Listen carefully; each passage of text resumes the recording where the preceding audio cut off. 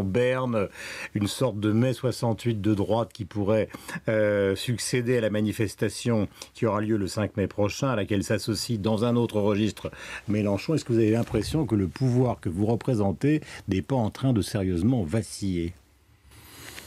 D'abord, j'ai connu à d'autres époques des séries de commentaires qui avaient pas forcément l'agrément, et le nôtre en tout cas, sur François Hollande fut un temps, et je savais que dans cette période difficile, à un moment ou à un autre, ce qui avait été dit serait redit. De flambie à l'homme faible, quoi. Cette histoire de faiblesse, de manque d'autorité, qui avait été déjà dit il y a quelques années, qui faisait d'ailleurs que François Hollande était considéré comme quelqu'un qui était pas en capacité de pouvoir devenir président de la République. J'avais toujours considéré que les journalistes qui disaient ça faisaient une erreur, mais je me doutais qu'à un moment, ça reviendrait. Ça revient dans un moment, effectivement, très difficile. Très difficile, qui cumule deux éléments majeurs de cette actualité aujourd'hui.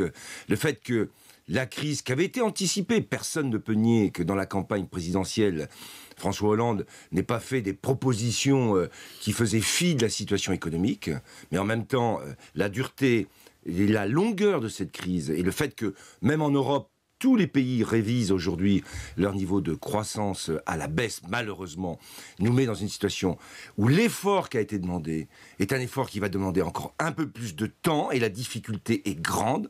Puis deuxième point, je le concède aussi, ce qui s'est passé avec Jérôme Cahuzac, c'est-à-dire à l'intérieur du gouvernement, qu'un ministre du budget puisse avouer, après avoir dit non, qu'il avait un compte en Suisse, c'est-à-dire que lui-même était en capacité de pouvoir frauder le fisc, ça, c'est un coup qui a été porté, qui fait mal et qui a été porté au flanc. Ça, j'en ai parfaitement conscience. Donc cette situation est d'un moment particulièrement difficile. Je vais vous poser une question franche. Est-ce que entre vous, vous vous dites, comme la célèbre phrase de Jean-Paul Sartre, Cahuzac, c'est un salaud. C'est-à-dire, il nous a vraiment... Moi, je ne veux pas utiliser, j'ai bien entendu tous ces mots qui ont été utilisés, et les références à Sartre aussi d'ailleurs, pour les justifier. Moi, ça fait... il vous plante quand même. Voilà, ça fait suffisamment mal comme ça pour pas en rajouter. Et donc pour essayer, au travers des propositions qui ont été faites, de la transparence qui a été engagée sur le patrimoine, sur la lutte contre la fraude, sur les paradis fiscaux, de faire en sorte que ce qu'a été cette... ce grave manquement à l'engagement politique, eh bien, on en fasse un atout. On en fasse un atout, je finis, pour changer les choses. Et après, Gilles enchaîne. Comme à chaque fois. Moi, je vais dire ça ce matin. J'ai été directeur de cabinet du Parti Socialiste.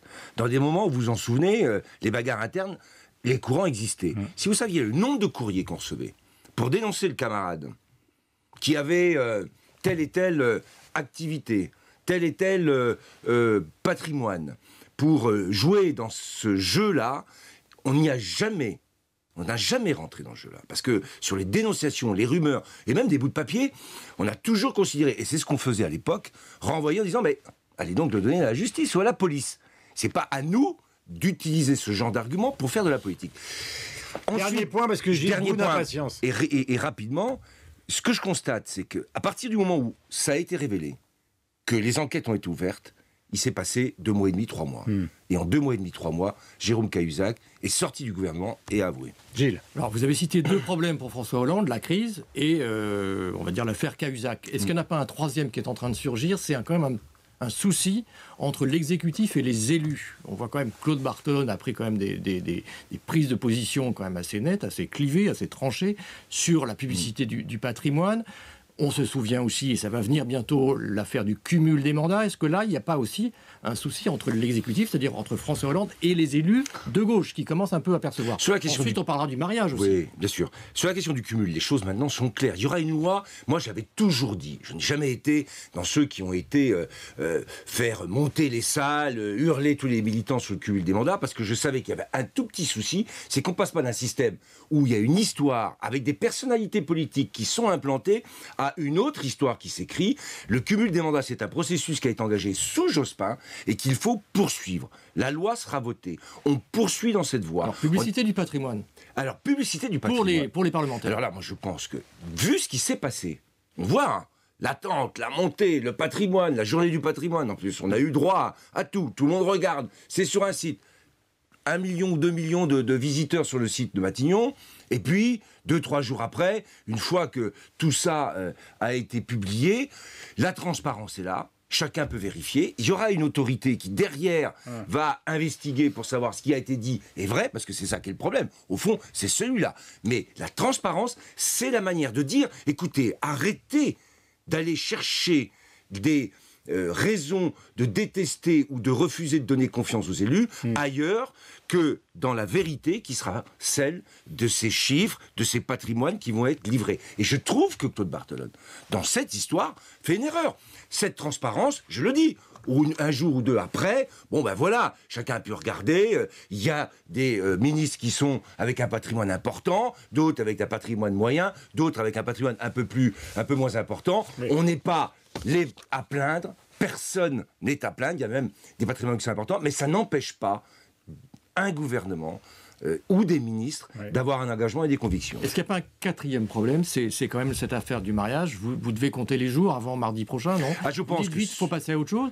Mais ça, quand même, il se passe des choses dans le pays là-dessus. Non, mais je pense que toutes ces questions-là, c'était évoqué tout à l'heure dans l'édito qui a été fait, à chaque fois qu'on touche à ces questions, et en France en particulier, il y a une France qui reste extrêmement conservatrice sur ces sujets.